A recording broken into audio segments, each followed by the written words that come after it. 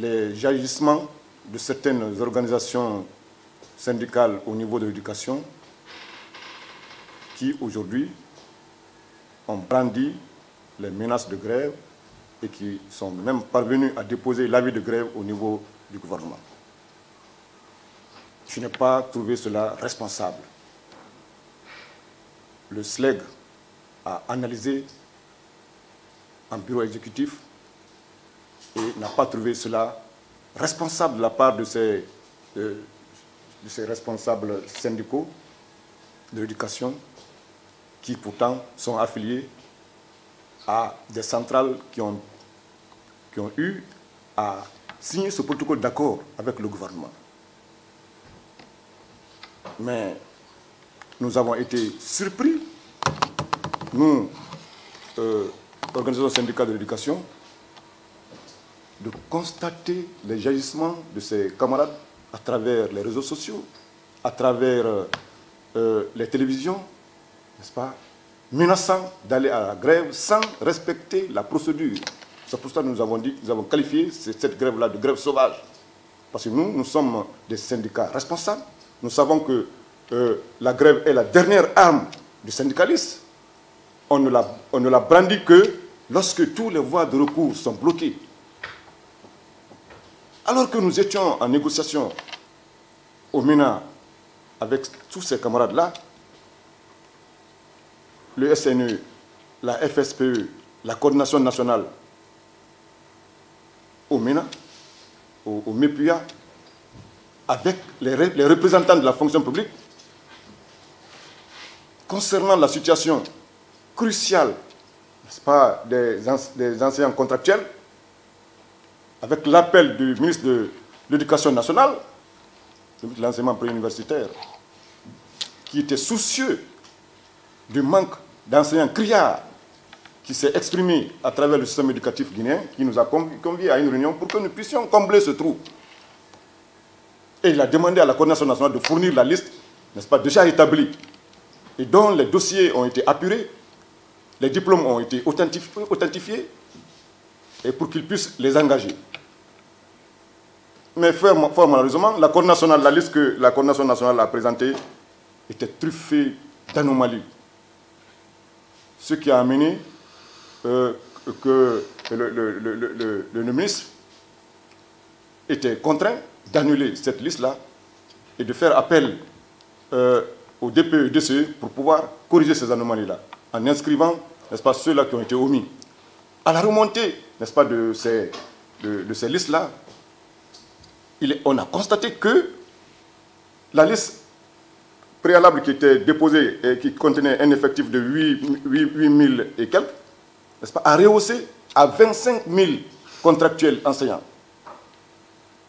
Donc face à cette situation, et par rapport au budget de l'État qui est voté, le ministre de la fonction publique a dit qu'il ne peut plus supporter, n'est-ce pas, ces 25 000 francs, ces 25 000 enseignants, et on ne peut plus les engager. Il faut un concours. C'est ce qui a motivé le ministre de l'Éducation nationale, n'est-ce pas, à réagir, parce qu'il ne pouvait plus. Le besoin de l'éducation était 19 000 et quelques. L'effectif envoyé est 25 000. La liste produite par la coordination était 8 000 au départ. Après la correction, c'est arrivé à 10 587. Le budget ne peut pas supporter 10 587 après les négociations. Mais la crainte des agents contractuels était quoi? Qu'en ouvrant, n'est-ce pas, le concours à tout le monde, il devait y avoir, n'est-ce pas, des infiltrations. Il devait y avoir, au niveau de la fonction publique, comme on a l'habitude de constater, n'est-ce pas, que des éléments qui n'ont pas de compétences qui soient admis. Parce que avant les examens, il y avait le problème de clan, il y avait le problème de parenté, n'est-ce pas, qui était là, mettant de côté les compétents et privilégiant, n'est-ce pas, les parents et les clans. Donc, la réaction était contre ça. Mais cette fois-ci, après les négociations, il a été dit que, compte tenu du fait que le budget d'austérité qui est voté ne peut pas supporter tout l'effectif là, alors il a été accordé que le concours soit fermé à toute autre candidature qui ne soit pas celle de l'éducation des contractuels des agents de l'État. Donc, il a été retenu que seulement ces contractuels-là qui devaient candidater pour le concours. Ce qui fait que leur crainte-là, n'est-ce pas, allait être résolue. Et il a été demandé à la coordination nationale de déposer la liste de ces agents contractuels-là.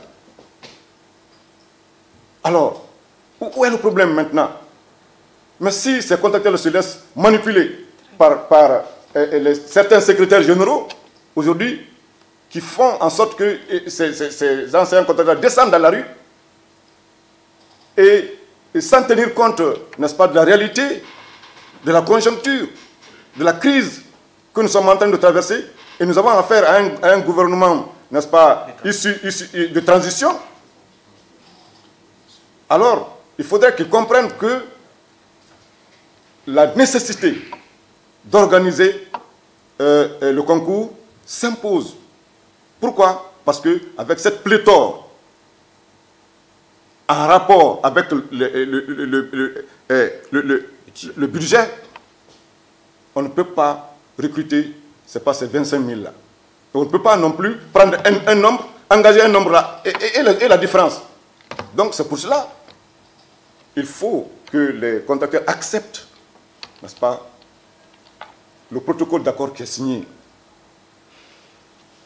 qui ferme, n'est-ce pas, les autres candidatures, et qui permettra seulement aux agents contracteurs de l'État de concourir et, n'est-ce pas, on va veiller là-dessus pour que nous serons admis que ceux-là qui vont, n'est-ce pas, être engagés pour le concours, et ceux-là seulement qui ont des compétences avérées en termes de connaissances académiques et en termes de connaissances pédagogiques, parce qu'ils ont été déjà évalués, et les questions seront relatives seulement, n'est-ce pas, à ces deux compétences, académiques et pédagogiques. Et ils ont déjà la formation.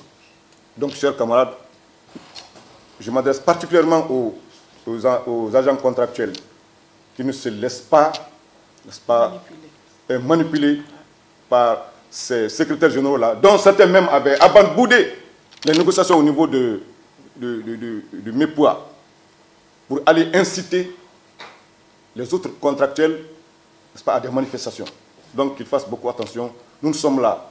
Nous ne sommes pas contre les travailleurs. Nous sommes là pour défendre les intérêts moraux et matériels des travailleurs en général et des enseignants en particulier, que tout le monde comprenne cela.